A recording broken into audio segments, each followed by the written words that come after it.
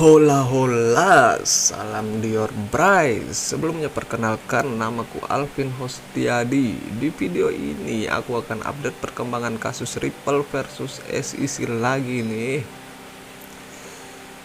Kasusnya bentar lagi selesai nih Bray. Penyelesaian kasus hukum Ripple versus SEC akan memiliki dampak untuk industri kripto, karena akan menentukan bagaimana SEC ini akan memperlakukan semua cryptocurrency lainnya dari perspektif peraturan. Di sini mungkin teman-teman dan saya juga termasuk investor XRP mengharapkan kesimpulan yang kemudian memungkinkan XRP untuk dilisting kembali di bursa kripto utama seperti Coinbase. Di sini teman-teman, berdasarkan fakta akan ada mediasi untuk kasus ini. Ada kemungkinan sih bahwa segala sesuatu akan menguntungkan Ripple, karena seperti kita ketahui, Hakim Sarah sendiri telah melihat dokumen dan alat-alat bukti. Di sini menurut salah satu pengacara yang mendukung Ripple, yaitu Jeremy Hogan, baru-baru ini ia membagikan dokumen yang menunjukkan beberapa aturan yang akan diikuti oleh SEC dan Ripple, termaksud pembicaraan penyelesaian kasus 14 hari setelah penutupan penemuan fakta. Menurut pengacara Jeremy Hogan ini akan ada diskusi penyelesaian antara SEC dan Ripple seperti yang disebutkan di dokumen ini. Jadi teman-teman bisa lihat di sini ya, di video ini ada dokumennya ini. Jeremy Hogan juga mengungkapkan bahwa diskusi penyelesaian kasus ini juga pernah terjadi beberapa bulan yang lalu. Namun di sini teman-teman, Ripple memilih untuk melanjutkan hukum daripada mencari penyelesaian.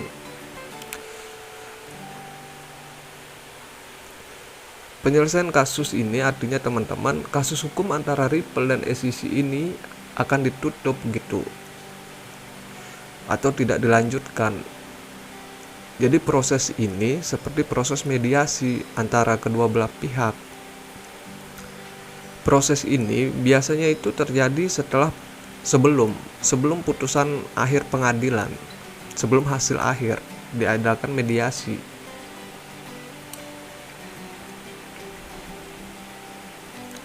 Tapi di sini teman-teman, karena banyaknya kejanggalan dalam kasus ini, saat mediasi beberapa bulan yang lalu, perusahaan Ripple ini menolak gitu dan ingin melanjutkan persidangan ini.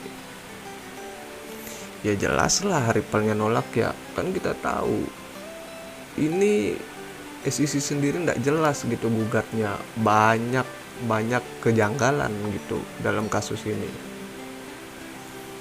Di sini bisa kita lihat juga teman-teman ya, pengacara Ripple yang lainnya yang bernama James Cavillan dalam tweetnya mengatakan Ripple telah mengajukan tanggapan terhadap penentangan SEC terhadap mosi sebelumnya.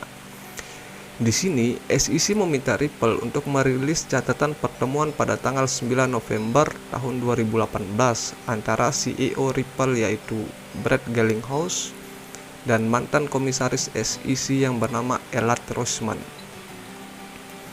SEC di sini teman-teman meminta kepada Hakim Sarah untuk menanggapi hasil mosi Chris Larsen dan Brett Garlinghouse. Tapi di sini Hakim Sarah menolak permintaan dari kubu SEC.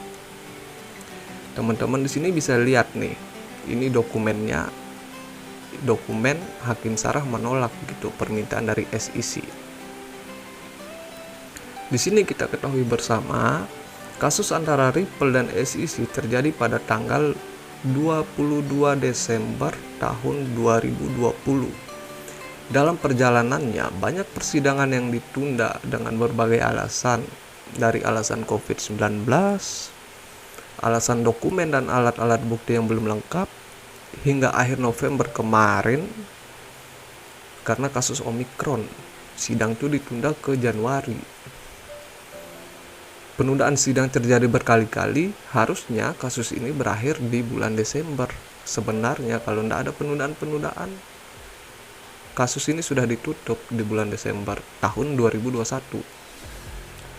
Tapi kenyataannya kasus ini mundur lagi sampai sekarang.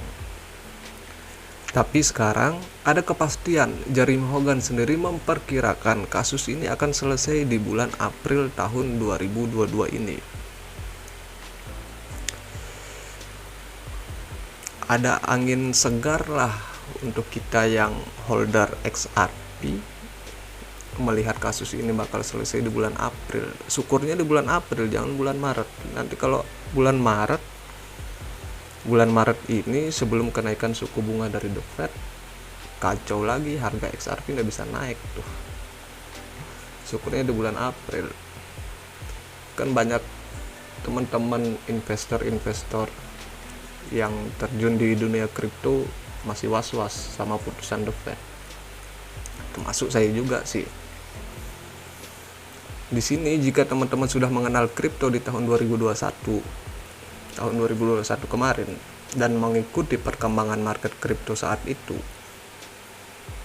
kita ketahui bersama rata-rata altcoin itu sudah menyentuh ATH barunya untuk harga tertinggi sepanjang masa dari koin atau token itu sendiri. Dari Bitcoin, Ethereum, BNB, Solana, Cardano, Avalanche, Terra Luna, Polkadot, Dogecoin hingga Shiba Inu, dan masih banyak koin lainnya yang menembus harga tertingginya. Di sini XRP adalah salah satu koin yang belum menembus ATH barunya atau harga tertingginya.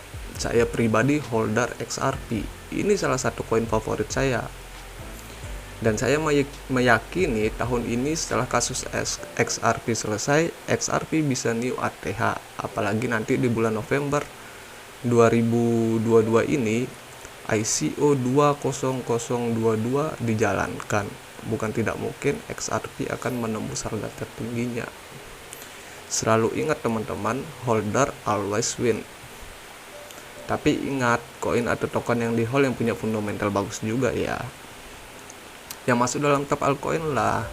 Jangan token atau koin yang aneh-aneh. Nanti makin dalam dan semakin dalam hitungan 1, 2, 3 koin teman-teman akan tertidur nggak bangun-bangun. Video ini untuk tujuan informasi saja, jadi teman-teman harus melakukan riset sendiri sebelum mengambil keputusan. Salam Dior dan sampai jumpa di video selanjutnya. Bye bye.